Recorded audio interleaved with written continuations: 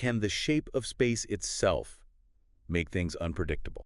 That's what we're diving into today, exploring the fascinating link between geometry and chaos.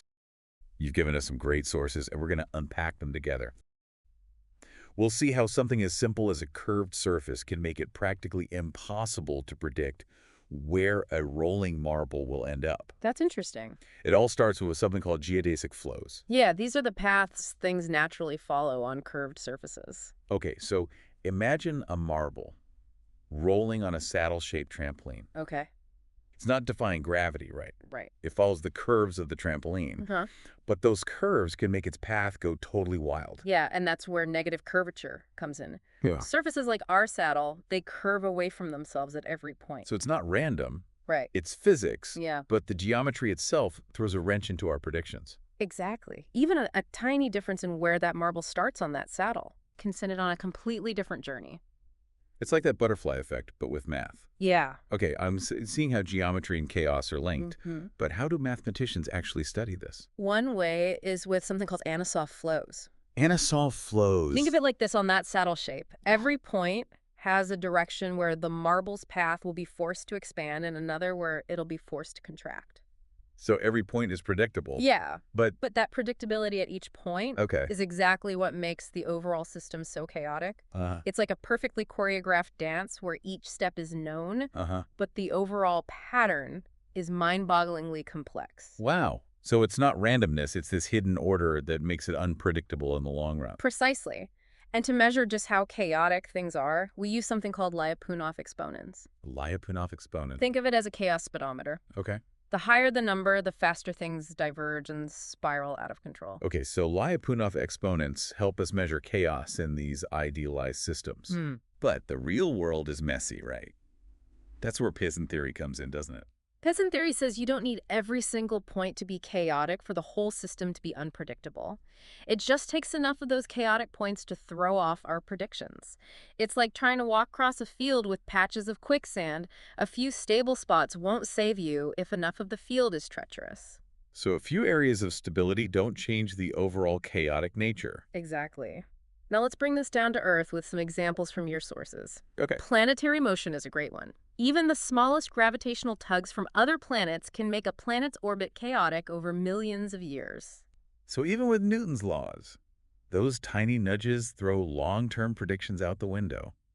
What about something a bit more everyday? How about your morning coffee? My morning coffee. Swirling cream into your coffee isn't just about taste.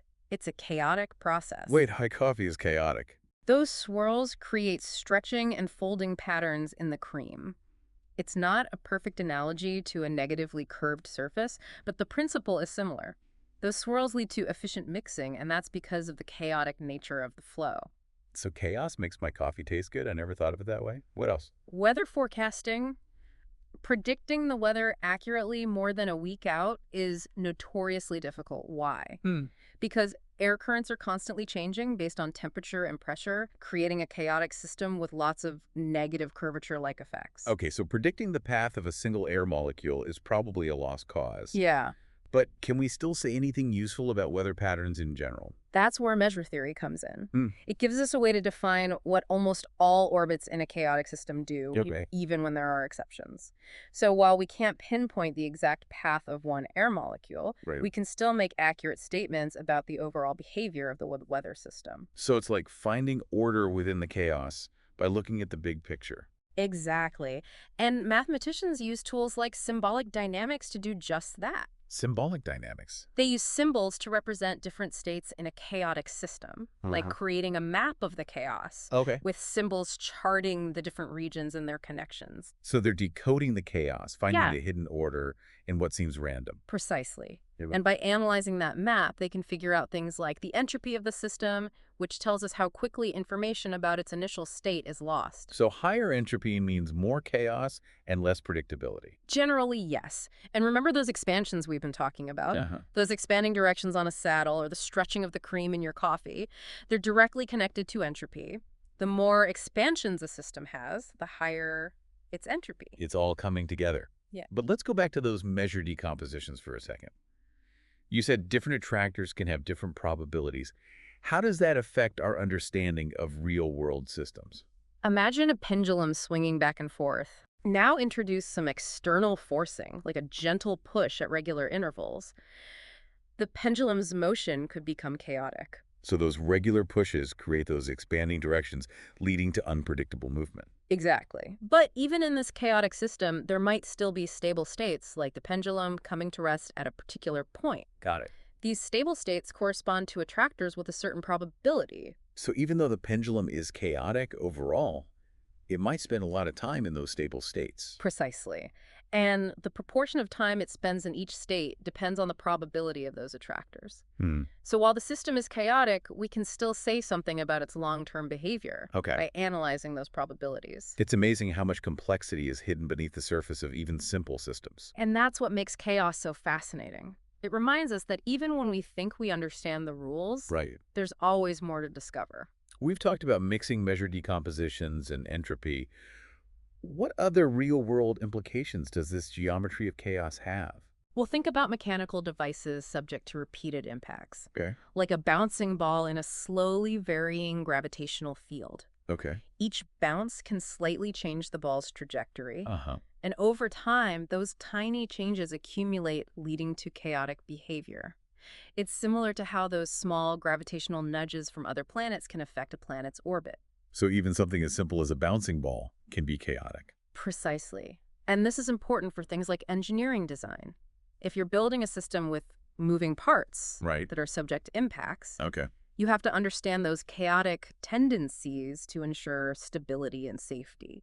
It's like you said earlier, Yeah, chaos can be both a friend and a foe. exactly. We need to understand it to harness its power Yeah. or mitigate its risk. Exactly. And that understanding often comes from analyzing those expansions, those expanding directions that drive chaotic behavior. They're like the fingerprints of chaos. Mhm. And by studying them, we can gain insights into how chaotic systems work and how we can interact with them. Chaos has implications for thermodynamics. Oh, yeah.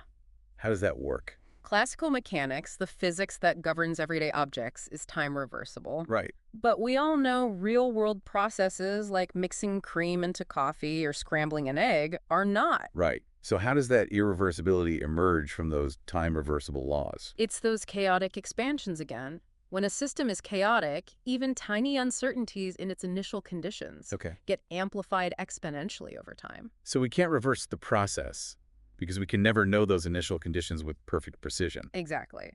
And that's where thermodynamics comes in.